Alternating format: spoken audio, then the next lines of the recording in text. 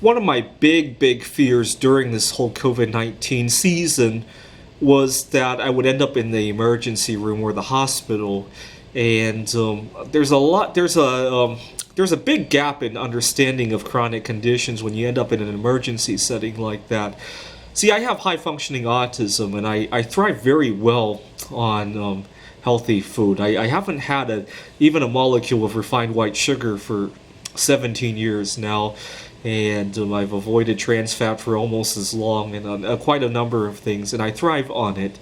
And unfortunately, every time I've had to go to the hospital, I end up spending the first couple of days convincing all the doctors there about my situation. I often end up going on a fast for a day or two, not of my own choosing. Usually, it's not the end of the world, right? Fasting has a number of health benefits, even if it's involuntary, but depending on the situation, right? I don't know how fasting will interact with COVID-19. I certainly don't know what other condition might send me to the emergency room, whether with or without the COVID-19 complicating it.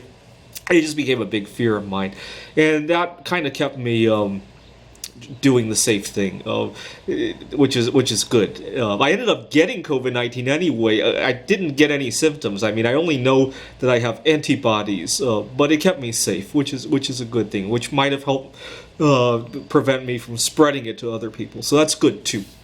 But I ended up in the hospital while traveling one time, and I had a very rough time explaining to everybody involved that I needed these healthy foods, and I ended up fasting for a good 36 hours, which was good at that time, but next time I end up in the hospital, I might be unconscious or worse, right? So it's kept me playing it safe sometimes. I haven't had a car accident for almost 4 years now, and I think I know why. 2 years ago, a friend of mine had passed away. He had a drug addiction problem, and it started because he needed to take painkillers. He had injured himself while playing basketball.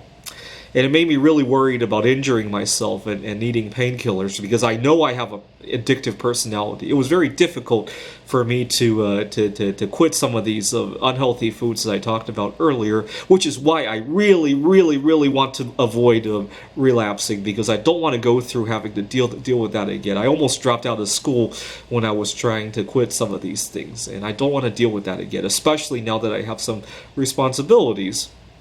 And my friend, he passed away. I'd known him since kindergarten, so that was it made me have a big fear of getting into a car accident and needing painkillers. And actually, not long after my friend had passed away, I was getting a routine checkup at the doctor, and I asked my doctor if there's a way to record somewhere that I don't want any painkillers, even if I'm in pain, and to have some kind of a directive or something. And my doctor refused to touch that. He thinks that there's a time and a place for painkillers. I mean, he certainly doesn't recommend, he wouldn't endorse using it for recreational purposes, but he thinks there's a time and a place for that.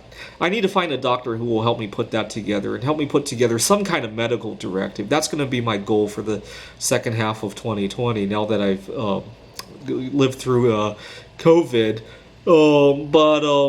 It's not a bad thing that I have a big fear of losing my consciousness and stuff like that, but I definitely want to have a good plan in case I do. And it's helped me avoid a car accident for so many years. It helped me stay safe during COVID. So it's not the end of the world, but it's something I do want to take care of at some point. Thanks for watching.